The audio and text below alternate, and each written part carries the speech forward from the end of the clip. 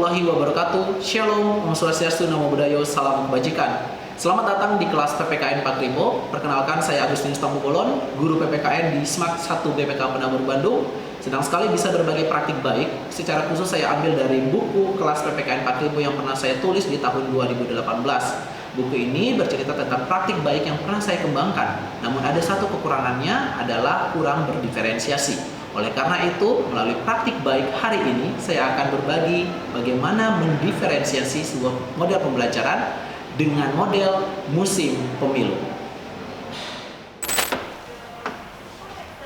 Ki Hajar Dewantara menegaskan bahwa pendidikan adalah proses menuntun sesuai dengan kodrat manusianya itu sendiri. Oleh karena itu, guru hendaknya mengembangkan minat dan bakat peserta didik sesuai dengan kebutuhannya. Sebagai guru PPKN, saya berkontribusi besar untuk mengembangkan minat dan bakat tersebut agar kelak mereka menggunakannya untuk mencintai bangsa ini sesuai dengan cita-citanya. Kelas kewarganegaraan yang saya sebut sebagai kelas PPKN Pak Ribo pada dasarnya sudah sangat menyenangkan. Namun, pada nyatanya saya masih menemukan ada kebutuhan-kebutuhan anak yang belum terjawab dari pembelajaran itu. Oleh karena itu, pembelajaran diferensiasi saya lakukan dengan pemetaan, analisis kebutuhan, dan juga konten informasi yang dilakukan di kelas saya. Saya kemudian melakukan analisis terhadap kesiapan belajar dan juga minat serta profil peserta didik untuk mengetahui apa yang menjadi kebutuhan mereka. Maka saya melakukan observasi mendalam, wawancara dan juga survei Google Form, serta melakukan model pembelajaran yang seperti saya contohkan di kantin sekolah melalui model pembelajaran tamu informasi. Nah, sekarang tentukan dulu kamu mau part yang bagian mana. Nah, itu dulu silakan. Bagus, berikan sesuai dengan keinginan. Bagus, minta kalian belajarnya tidak di sini tapi di kantin. Nah, nanti karena kita akan keliling ke masing-masing kelompok. Akan mulai, silakan periode pertama dialihkan untuk Perdana Menteri. Yang masih ditekankan pada proses pembagian peran dalam kekuasaan. Pembagian kekuasaan pada masyarakat tuh banyak yang nggak puas. sama berarti. Pemerintahan Orde Baru ini. Yang pertama ada di bidang ekonomi. Jadi setelah siswa melakukan aktivitas berbagi informasi dengan teman-temannya, mereka kemudian saya bagikan sebuah rubrik untuk menilai kemampuan teman-temannya dalam menjelaskan materi yang tadi sudah dilakukan. Akan tetapi ini kemudian saya akan masukkan juga dalam analisis kebutuhan yang saya sudah siapkan untuk mempersiapkan pembelajaran diferensiasi berikutnya. Hasilnya, banyak dari peserta didik yang mengemukakan bahwa mereka ingin belajar bagaimana bermusyawarah dengan baik, bahkan melalui demo sekalipun. Dan ada juga dari mereka yang ingin dan penasaran bagaimana praktik berdemokrasi melalui pemilu itu berjalan dengan baik dan juga benar. Tidak hanya itu, minat bakat mereka juga ternyata berarah pada hal-hal yang sifatnya musik, desain, dan juga video tentunya. Saya kemudian membaca buku atau artikel yang berkaitan dengan praktik berdemokrasi bagi generasi muda dan mengaitkannya dengan konsep pemilu dan partai politik dalam undang-undang maupun psikologi pendidikan. Akhirnya, saya menemukan pembelajaran berdiferensiasi dengan nama musim pemilu. Kita lihat kata demokrasi muncul. Nah, terus apa yang terbayang di pikiran kalian? Yang terbayang adalah Pancasila. Bukan kepentingan pribadi. Musim pemilu adalah pembelajaran yang mengembangkan minat, bakat, dan gaya belajar berdemokrasi peserta didik dari dua tahap, yaitu mendirikan partai politik dan juga praktik pemilu. Tujuannya agar peserta didik dapat belajar membangun budaya demokratis. Oleh karena itu, untuk mendirikan partai politik, siswa harus melakukan satu, siswa memahami tujuan belajar. Kita buka dulu buku pelajarannya, jadi biar tahu apa kaitannya ya. Jadi biar arahnya juga jelas pembelajarannya. Nah, jadi melalui praktik ini kita akan membangun kehidupan yang demokratis. Kemudian membentuk kelompok dan menyusun rencana kerja mereka. Nah, kalau bisa kelas ini satu kelas 5 aja. 5 kelompok. 5 partai. 5 partai.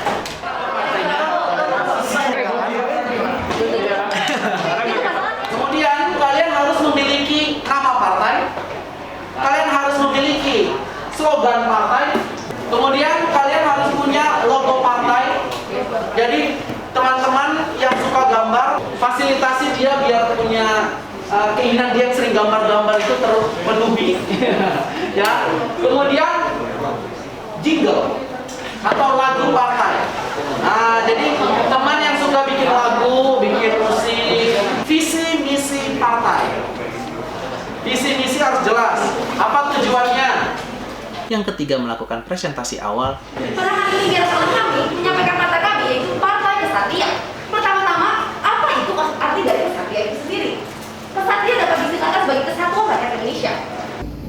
Partai kami, Pancasila dasar kami, untuk berdiri bersama padi membangun negara demokrasi. Dan yang keempat adalah mendengar aspirasi rakyat dan membahasnya. Mau nanya-nanya dulu nih Pak, menurut Bapak apa sih yang kurang dari demokrasi yang sekarang ini? Secara pemerintahannya sih kurang dari kejujuran doang. Kejujurannya ya? Soal nanti ke depannya kan pasti akan timbul. Pada proses tahap pemilu, peserta didik akan melakukan kampanye dan juga pemilihan umum. Namun, hal ini akan dilakukan setelah pendirian partai selesai dilakukan. Perkenalkan, kami dari Partai Suara Rakyat yang hadir di sini untuk menjelaskan mengenai partai kami sendiri. Kenapa kita memegang bendera Indonesia? Karena kami akan menjunjung tinggi bangsa Indonesia dan kami akan berani berjuang untuk semua masyarakat di dalamnya. Selain itu, tantangan terbesar yang saya hadapi adalah bagaimana membangun persepsi dan kesadaran siswa terhadap politik itu sendiri.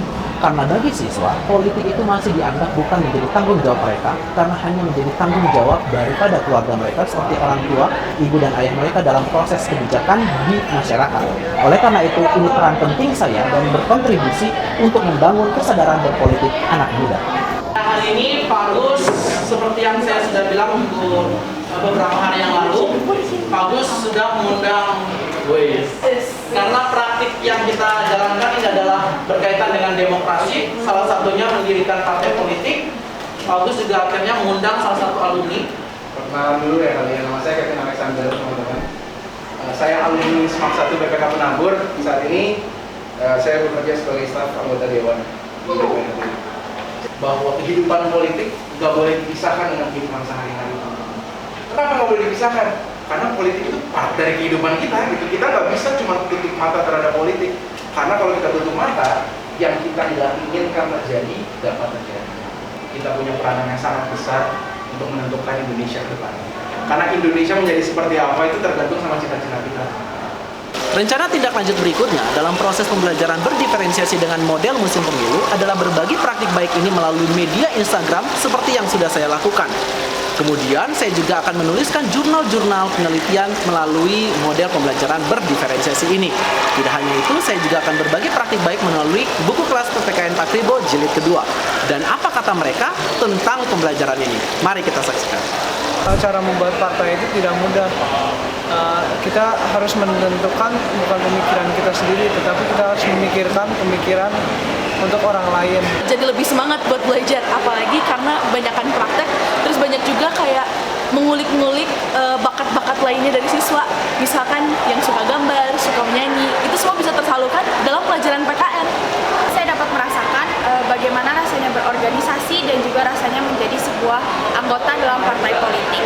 Saya melihat anak-anak bisa mengembangkan potensinya, mulai dari anak-anak yang memiliki public speaking, leadership, kemampuan untuk membuat sebuah mars atau lagu. Mereka bisa menampilkan, menggali potensi-potensi dari masing-masing anak bisa muncul dari pembelajaran ini.